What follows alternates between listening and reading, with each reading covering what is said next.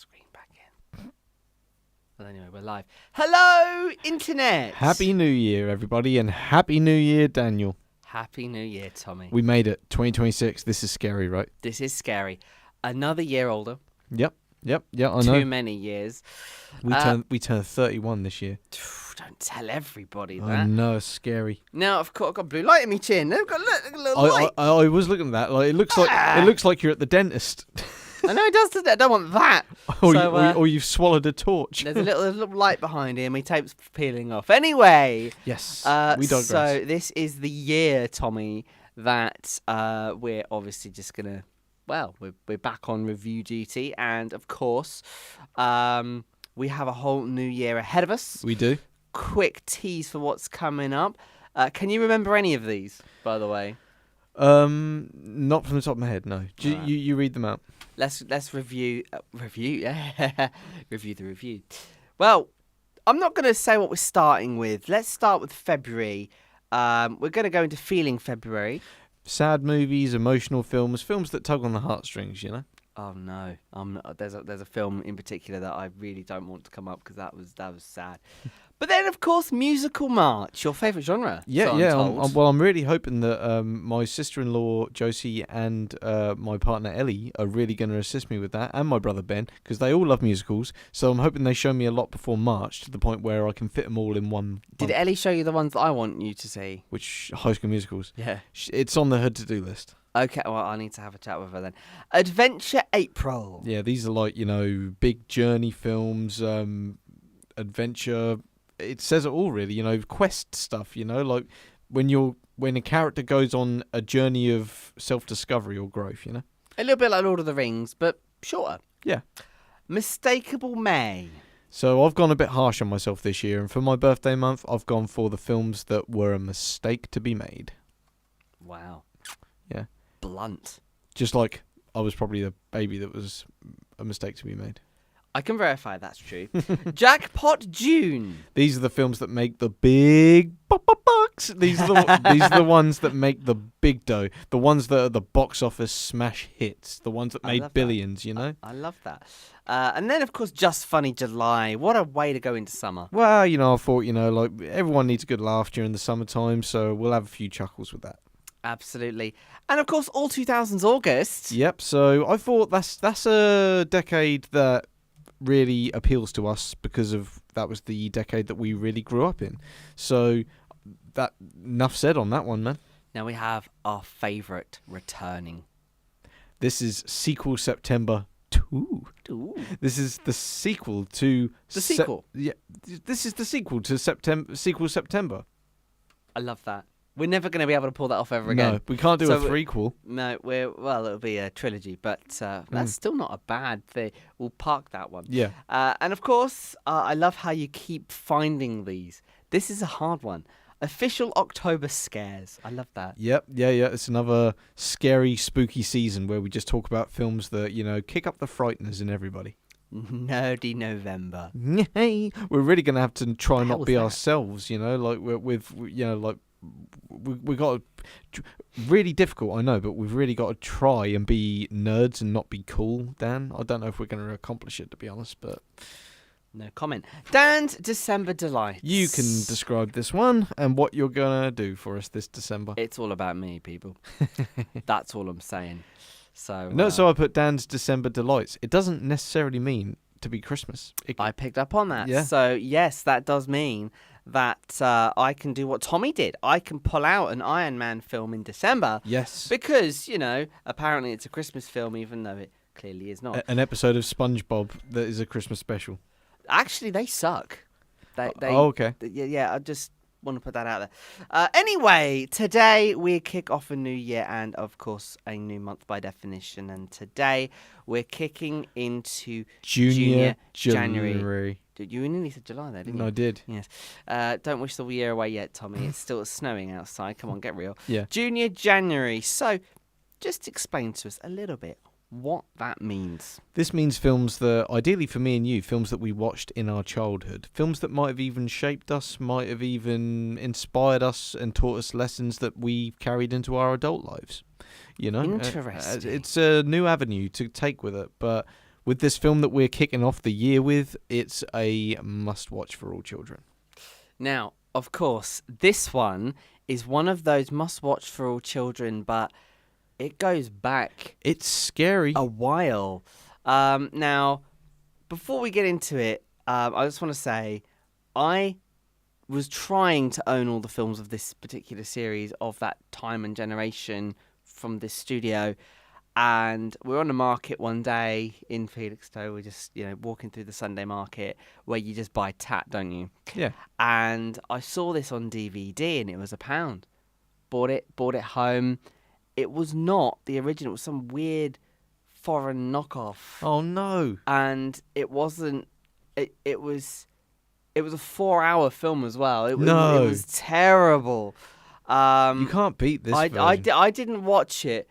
And unfortunately for me, it's kind of ruined the entire everything. Have you seen the Disney version since? Not since, but I have seen the Disney version. Okay. Overall, so get into it. What is it? Okay, yep. So, obviously we haven't revealed it yet, but to kick off this year and to kick off Junior January, we are talking about Pinocchio, as in Disney's Pinocchio from 1940. The proper Pinocchio. Yep, yeah. This is the classic Pinocchio. This film is pure nightmare fuel and might be low-key the scariest animated film that was meant to appeal to all ages. And if you watched it as a grown-up, Dan, you know exactly what I'm talking about. I do. Having not watched this film since I was a child, I do recall fast-forwarding certain parts of the VHS tape because I was too frightened of scenes involving the coachman and Monstro, and it was fun to relive these disturbing moments as a grown-up. At its heart, this film is a morality tale, which was meant to inspire children to avoid dangers in life like talking to strangers, indulging in carefree chaos, and putting trust in the wrong people. Pinocchio is the perfect protagonist for this because he is incredibly naive, brackets. He was only born yesterday, to be fair. Close brackets. Yes. But he does have a caring heart, which is demonstrated by how quickly he rushes to save his father in the third act. This film has an almost Roald Dahl aspect to it, with its demonstration of adults being the real evil of the world, especially with some of the crimes the adults in this film commit. It's disturbing how Honest John, Gideon, the coachman, and Stromboli... That's an interesting take as well, Roald Dahl. That's a name I haven't heard in a while. Yeah, I know, yeah. But it is interesting how all of the villains in this film never are brought to justice for their horrible crimes. They literally, all of them get away with everything. Much like how awful human beings sadly get away with crimes in real life sometimes. It's like London. Yeah. But yeah, I thought Roald Dahl, because have you noticed in like most Roald Dahl books, the adults are the bad guys and the kids are the good guys? I've noticed. Yeah, and I get a similar vibe in this film. Being the second Disney animated film after Snow White and the Seven Dwarfs, the animation, character arcs, and flow of story is all improved upon in this film, which is all thanks to the character of Pinocchio and how we discover this scary new world through his wooden eyes. I think every child needs to watch this film, as it does teach valuable lessons on what is right, what is wrong, things to avoid, and things that are important. Becoming a wooden puppet, avoid that. Yeah.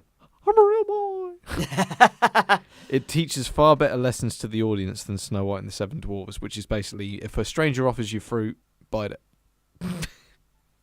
Wouldn't do that today. No way. But to close, Dan, on our first review of 2026, Pinocchio was a triumph of a rewatch. Some aspects of the film do hold up better than others, but the runtime flow never feels lagging. It is a film that should be watched by all children, regardless of the Pleasure Island horrific sequences. That slutty little fish of Geppetto's was a right little flirt and all. That's one observation. Yeah, and on that note, Dan, I'm giving Pinocchio 4 out of 5. Nice. Nice and positive start to the year. Very positive start to the year. Yeah. You'd rate it higher than what I would have done. I think for me, bit too dark, bit too... It's very dark, I think it got a bit dated as well at some points. Wasn't exactly what I would call starking family animation, but you're right. All the good points in it. Children getting turned into donkeys, that is terrifying. Yeah, and of course, let's not forget... Jiminy Cricket. Well, the fact that Pinocchio makes it into Shrek as well. He does, yes, yeah. So what they've done here, they've not only created a film and a story, they've created a character. Yep. And that is something that Disney do very well. Oh yeah. And another thing I didn't mention is also the soundtrack. The songs in this are pretty wonderful because you have like, Disney. I got no strings. You know, I got no strings to hold me down, to make me fret or make me frown. Yeah, that's a good song. And it's 1940s, don't forget. This is 1940. This is right in the heat of World War II. This film was a box office bomb when it first released. No pun intended. Because of the war. You worded that well. No.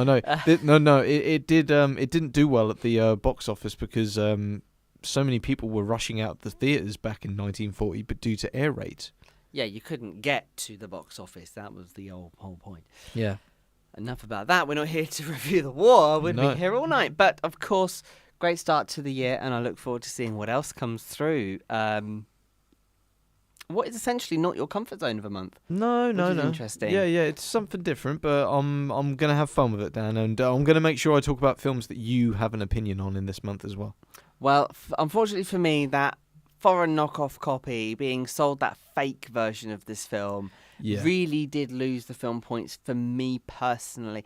That's not fair on the film. That is the film being a victim of piracy. And it's not even piracy by good standards where they pirated the actual film.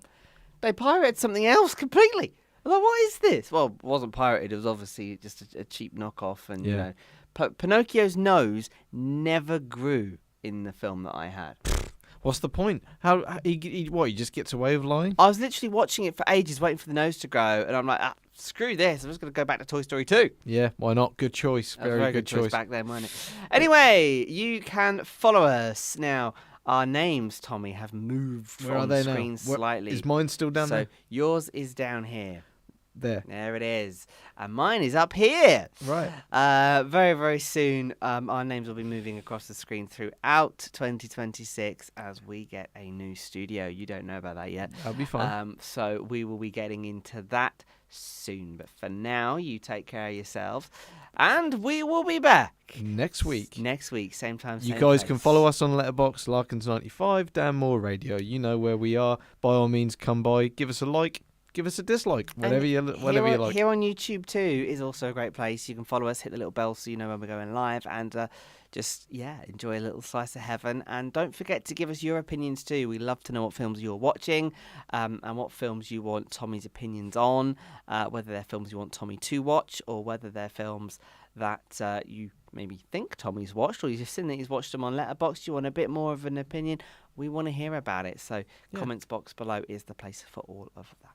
That's it from us this week. See you next week. Happy New Year once again, guys. See you next week. Take care.